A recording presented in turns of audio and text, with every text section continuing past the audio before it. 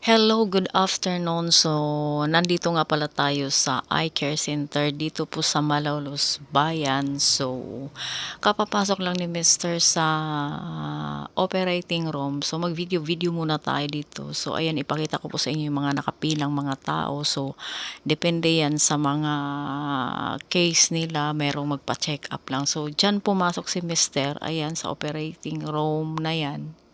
So, ayan po, ang mga taong nakapila, ang dami nila. So, alauna kami dumating dito kasi 2:00 ang kaniyang operasyon sa mata kasi nga may katarata siya.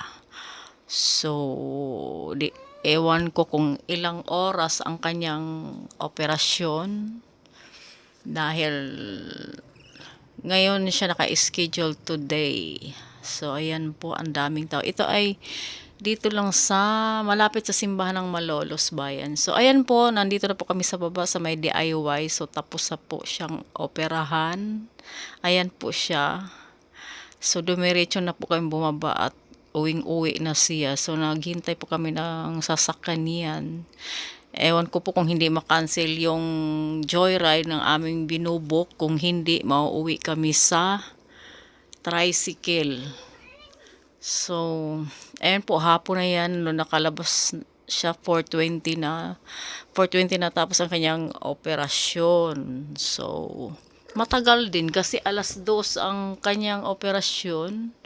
4:00 na siya lumabas. Hapon na. So, paggabi na nga talaga. So, ayan po ay DIY yan. Yan. So, mauwi na nga kami dito sa tricycle kung hindi makancel yung joyride. Ayan po, andito na po kami sa house. Ito yung nireseta ng doktor. Ito yung kanyang gamot. Ayan, dalawang klase. So, napatakan ko na siya. Dumugo pa nga yung nilagay dito sa mata niya eh. So, yun lang. So, ang gamot niya, may 2 hours, may 3 hours. So, thank you so much sa panonood. Thank you, bye.